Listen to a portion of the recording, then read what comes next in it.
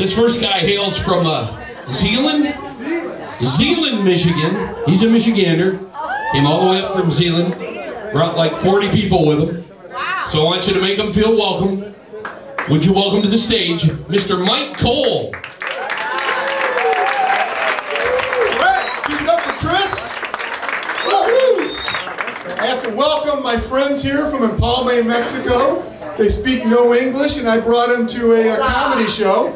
So that's a wonderful thing. A little bit about me. I'm a horrible decision maker.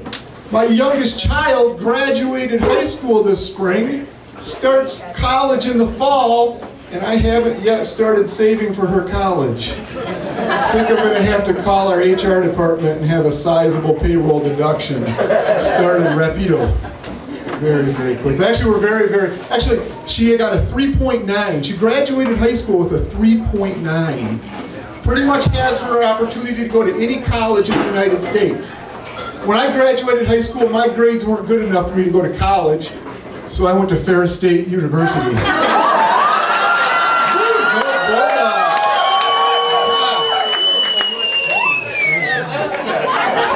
Yeah, they keep calling me. Their alumni association keeps calling me wanting donations. Like, hell, I spent 20 years trying to overcome this degree. You want me to give you more money? Hell no. Actually, she is going to Ferris though. She's going to their pre-optometry program. Ferris actually now has one of the best optometry programs in the entire country. She's going into their pre-optometry program on an academic scholarship. I went to Ferris on academic probation. Yeah. She's accepted into the honors college. I didn't even know there was such a thing.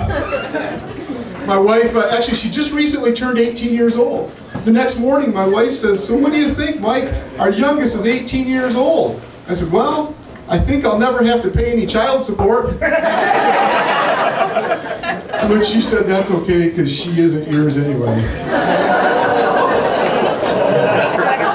Don't tell me that, isn't it?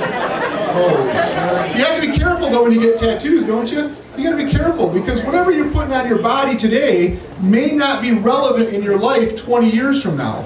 My neighbor Dan is a perfect example of this. He's got a tattoo. He's got a bald eagle, and in the talons of that bald eagle is an American flag, and it says, "Live free or die."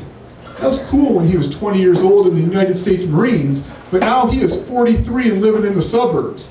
A couple weeks ago, he helped me take this old freezer out of my basement. I'm like, "Hey man, thanks for helping me. Let me take you out for a beer."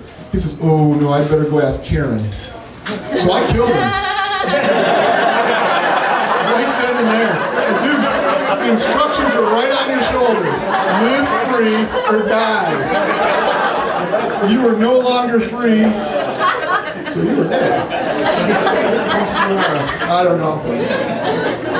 I think I am paying for my daughter's college. I think that if you're between the ages of 35 and 45, it is your obligation to pay for your child's education, because it is our generation that fucked everything up. It is us. I mean, and I knew we had no ability to run a country. We're the same generation that wore parachute pants and thought Pong was cool. No way were we going to run an entire country.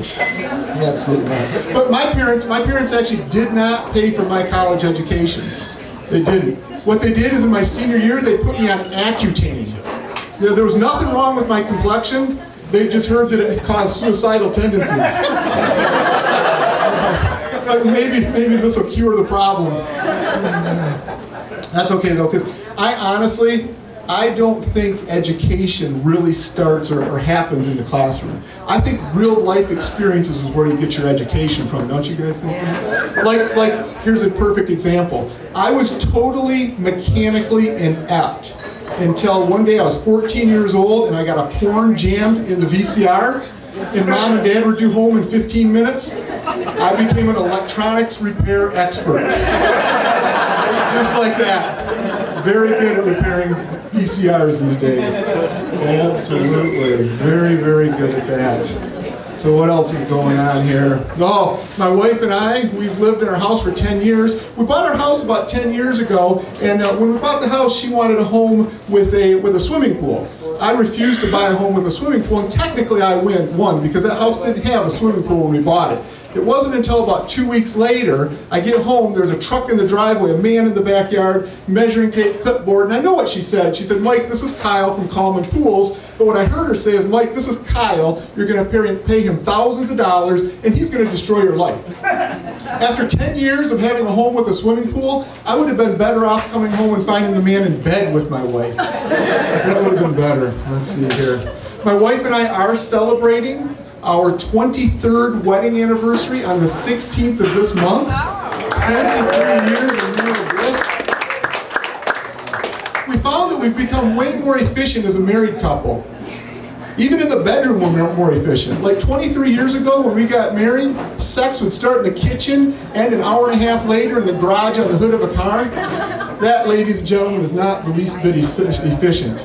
Now, after 23 years, sex starts in bed, ends in bed, and normally we don't even take all of our clothes off. That is way more efficient. Wait a minute, we've got a couple more here, Chris, and I'll hand the mic back over to you. My neighbor has had a midlife crisis, and at first it looked pretty cool. Now, a year later, he's got half of his stuff, payments on a Corvette he can't handle, and a 27-year-old very high-maintenance girlfriend. No, actually, it still looks pretty damn cool. I read in Maxim magazine, because that's the kind of guy I am, read Maxim magazine. I read they were trying to define cheating. What is cheating? I said, well, obviously if you have sex with somebody other than your significant other, that is cheating. But where does it become cheating? Like, is oral sex cheating? No. Holding hands? No? I got a definitive no. Apparently somebody here has tried to define that. Yeah, very definitive, absolutely not. But where does it become cheating? Oral sex? How about an online relationship? If you haven't even met the person, is that cheating? What I would say is if you're trying to define cheating, then you're cheating. This is my last one, ladies and gentlemen. I did something this last weekend that I haven't done in a long time. I went bowling this last weekend, and ever since then, I've had an overwhelming desire to beat the shit out of my wife and move into a single wadi. Thank you very much, everybody. You've been a great crowd. Give it up for Mike Cole, everybody. Mike Cole.